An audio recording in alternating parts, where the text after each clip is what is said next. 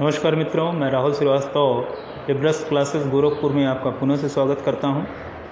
मित्रों, अप्रैल माह के दूसरे सप्ताह का ये करंट अफेयर की क्लासेस आपकी हैं। एक बात मैं आपसे कहना चाहूँगा, चूँकि हमें अभी किसी भी परीक्षा की तिथि के बारे में कोई अनुमान नहीं लग पा रहा है, इसलिए करंट अफेयर्स की क्या हद होनी चाहिए उसकी रूपरेखा हम तय नहीं कर पा रहे हैं। एक आश्वासन मैं आपको देना चाहूँगा निजी तौर पे कि जैसे ही आपकी परीक्षाओं की तिथियां घोषित होंगी, करंट अफेयर्स की बाकायदा जो वीडियोस बनेंगे उसमें वो इफ़ेक्टिव वीडियोस होंगे। मेरे कहने का तात्पर्य ये कदापि नहीं है कि यहाँ जो मैं आपको दे रहा हूँ वो आपके लिए उपयोगी नहीं है। मेरे कहने का तात्पर्य बस इतना है कि समयावधि जो एक निश्चित होनी चाहिए वो हम अभी तय नहीं कर पा रहे हैं। तो चलिए शुरू करते हैं। पहला टॉपिक जो मैंने उठाया है वो है फोर्ब्स, जो एक पत्रिका है, उसने जो 2020 की रैंकिंग बनाई है दुनिया के रिचेस्ट लोगों की, यानी दुनिया के सबसे अमीर लोगों की जो सूची बनाई है, उसमें पहले स्थान पर उसने रखा है जेफ बेजोस को। ये महोदय, इनसे आप परिचित होंगे, ये अमेज़न के जो है संस्थापक हैं और इस समय दुनिया में सबसे अमीर व्यक्ति हैं जेफ बेजोस साहब। तो दूसरे नंबर पर माइक्रोसॉफ्ट के बिल गेट्स हैं, इनसे तो पूरी दुनिया परिचित है, काफ़ी वर्षों तक ये नंबर 1 रहे हैं, लेकिन अब नंबर 2 पर चले गए हैं। अब क्वेश्चंस जो पूछे जाते हैं पहले दूसरे की बात होती है, ज़्यादातर पहले की ही बात होती है। हाँ, भारतीय संदर्भ में ये जरूर पूछा जाता है। तो भारतीय संदर्भ में मुकेश अंबानी साहब, बड़ा परिचित नाम है आप सभी के लिए, रिलायंस के ये जुड़े हुए हैं, इनके मालिक हैं। मुकेश अंबानी साहब 17वें स्थान पे है ओवरऑल, यानी पूरी दुनिया में जो इनकी रैंकिंग बनती है वो 17वीं है। लेकिन जब हम भारत की बात करेंगे तो ये भारत के सबसे अमीर व्यक्ति हो जाते हैं, यानी कि दुनिया के हिसाब से तो ये 17वें स्थान पर है, लेकिन भारत के रैंकिंग के अनुसार ये भारत के सबसे अमीर व्यक्ति हैं मुकेश अंबानी साहब। तो दुनिया में सबसे ज़्यादा अमीर हैं वो जेफ बेजोस हैं, और भारत के जो सबसे अमीर व्यक्ति हैं वो है मुकेश अंबानी। ठीक है, हम सभी की लालसा है कि मुकेश अंबानी बन जाएं, लेकिन ठीक है, कोशिशें जारी रखिए, हो सकता है कि आप भी बन जाएं कभी मुकेश अंबानी। विजडन, ये विजडन जो है वो क्रिकेट की बाइबल कही जाती है। ये बड़ी मशहूर पत्रिका है, बड़ी पुरानी पत्रिका है क्रिकेट की। इसने ये रैंकिंग बनाती है हर वर्ष। 2020 का जो सर्वश्रेष्ठ क्रिकेट खिलाड़ी जो इन्होंने चुना है वो हैं बेन स्टोक्स साहब। ये इंग्लैंड के ऑलराउंडर हैं और ये कोहली को रिप्लेस किए हैं। लगातार 3 वर्षों से कोहली नंबर 1 खिलाड़ी बनते चले आ रहे थे, और अब की बार बेन स्टोक्स ने उनको जो है, कह लीजिए कि उनके स्थान से अपदस्थ कर दिया, और बेन स्टोक्स बन गए हैं इंग्लैंड के ऑलराउंडर, दुनिया के नंबर 1 खिलाड़ी विजडन के अनुसार। जबकि महिलाओं की आप बात करोगे तो एलिस पेरी ये ऑस्ट्रेलिया की हैं और ये पहले स्थान पे हैं। तो विजडन की रैंकिंग में पुरुष में बेन स्टोक्स इंग्लैंड के, और महिलाओं में ऑस्ट्रेलिया की एलिस पेरी पहले स्थान पर है। तो पूछ सकता है कि विजडन ने 2020 का सर्वश्रेष्ठ क्रिकेट खिलाड़ी किसे घोषित किया है, तो आप बता दीजिएगा बेन स्टोक्स इंग्लैंड के हैं। और महिलाओं में अगर पूछता है तो आप बता सकते हैं कि एलिस पेरी ऑस्ट्रेलिया की हैं क्रिकेटर, ये पहले स्थान पर है। ठीक है, उसके बाद अगला प्रश्न जो है वो है कि राष्ट्रीय सुरक्षित मातृत्व दिवस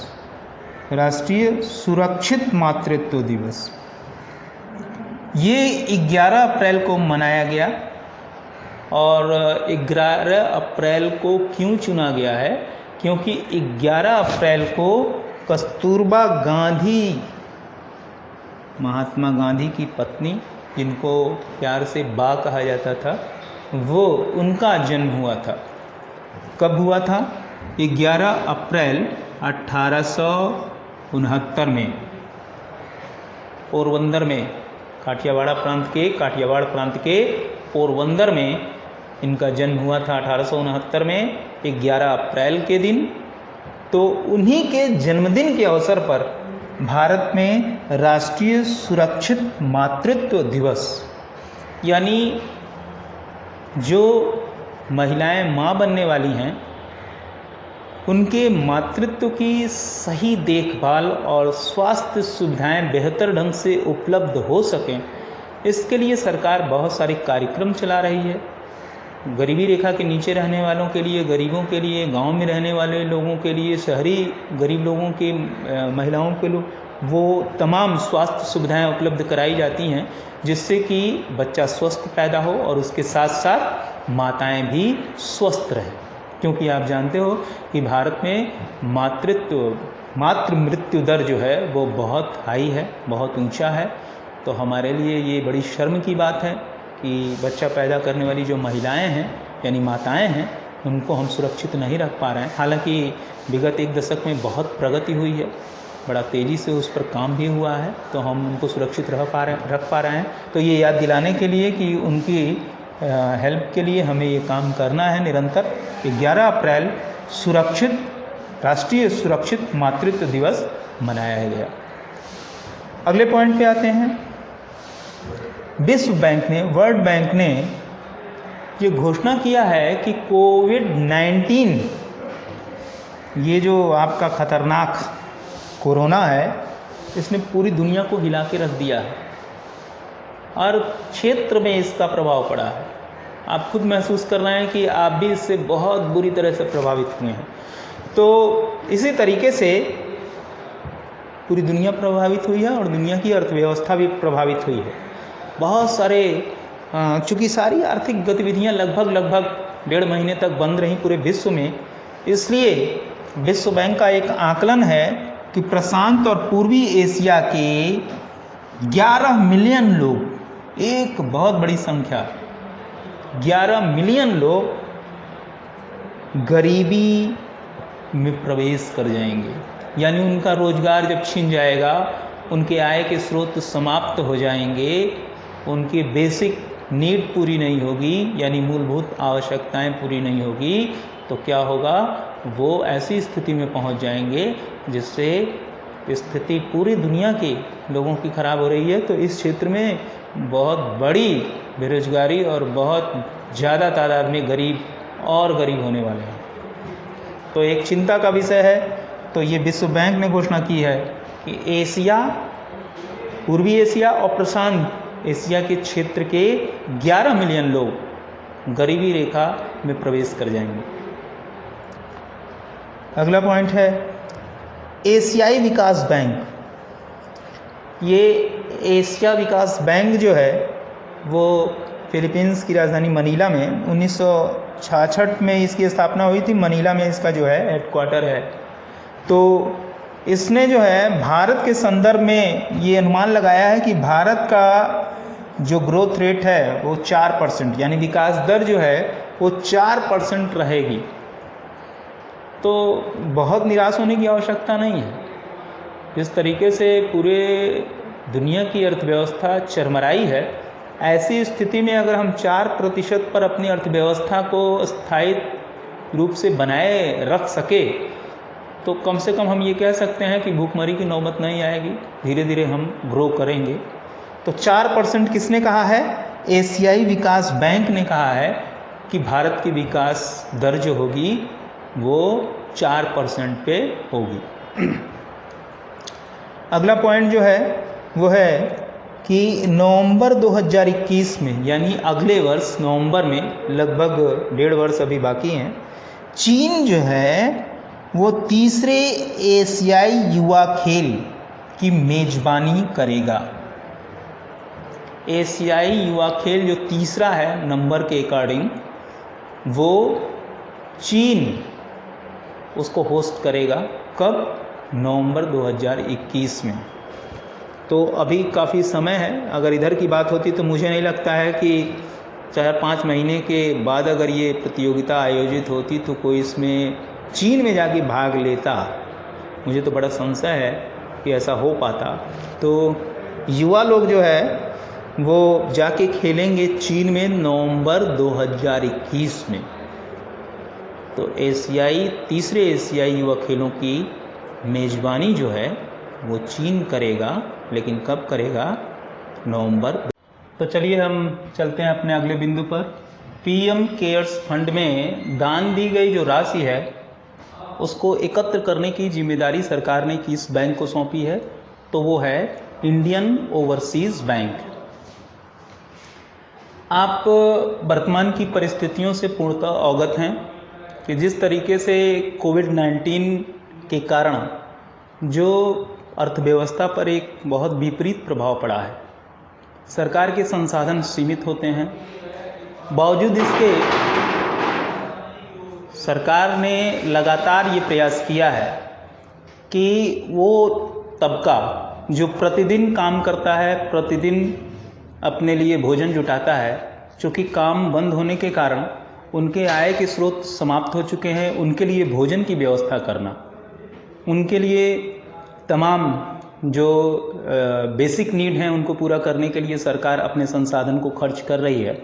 तो इसमें लोगों से ये निवेदन किया जा रहा है सरकार के द्वारा कि वो सहायता दें सरकार को, जिससे सरकार ऐसे तबके के लिए उनकी मूलभूत आवश्यकताओं को पूरा कर सके।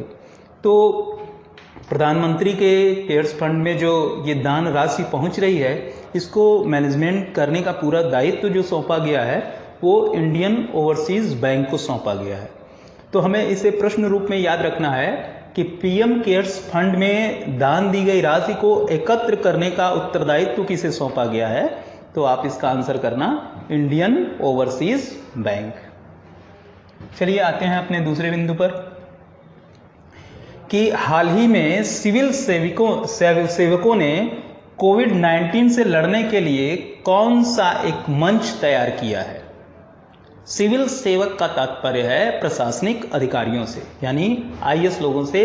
आईएएस आईपीएस लोगों ने ये जो कोविड-19 है इसमें इनकी सरकार के स्तर पर प्रशासनिक अधिकारी के तौर पर जो उनकी भूमिका सरकार द्वारा तय की गई है उसका पूरी ईमानदारी से वो निर्वहन तो कर ही रहे हैं। इसके साथ साथ इन्होंने अपना एक मंच भी तैयार किया है करुणा नाम से, जिसके माध्यम से वो कोविड-19 से लड़ सकें। पूरी सक्षमता के साथ ये प्रशासनिक अधिकारी अपनी भूमिका यहाँ भी सुनिश्चित कर रहे हैं। ये दर्शाता है कि हमारे यहाँ प्रशासनिक अधिकारी इस समस्या को लेकर कितने गंभीर हैं।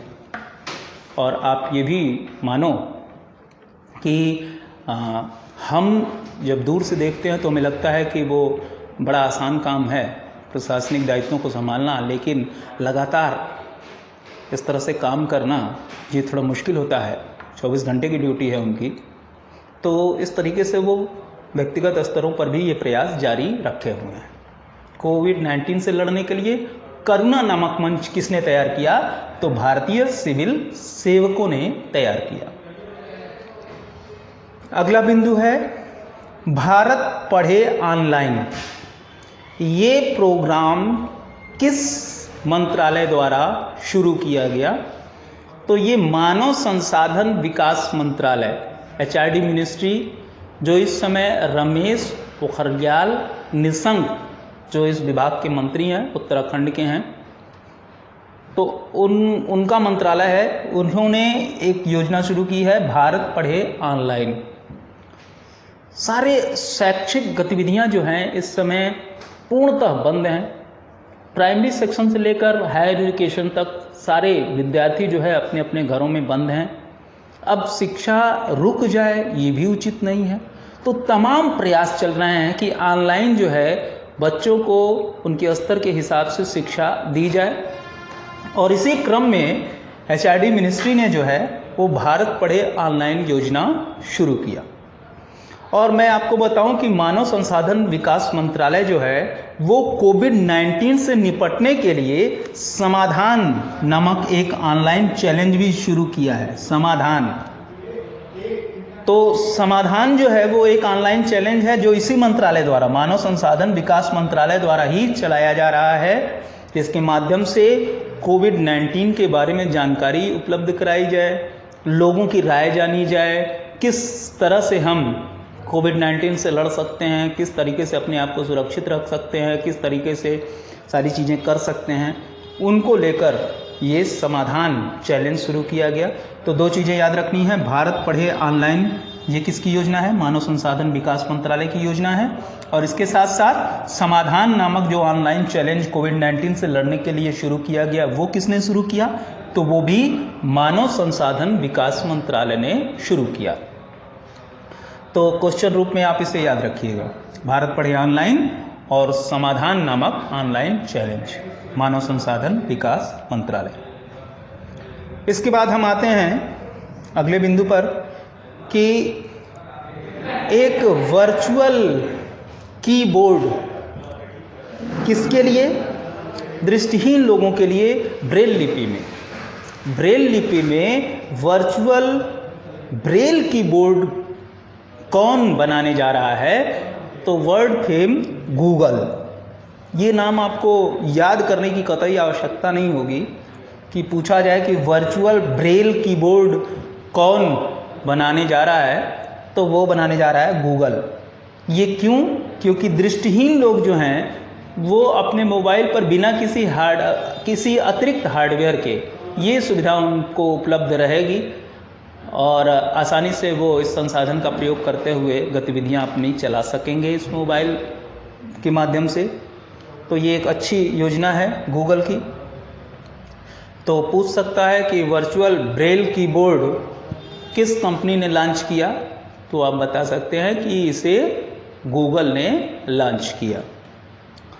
चलिए अपने अंतिम प्रश्न की ओर बढ़ते हैं इस वीडियो के, कि फीफा रैंकिंग जो 9 अप्रैल को जारी की गई, ये फीफा रैंकिंग क्या है?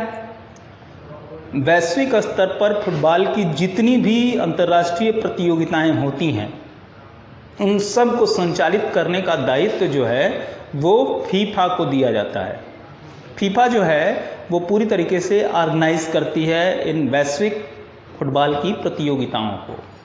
तो फीफा प्रत्येक वर्ष एक फुटबॉल के लिए रैंक भी जारी करती है कि दुनिया का कौन सा देश नंबर 1, नंबर 2 इस तरीके से।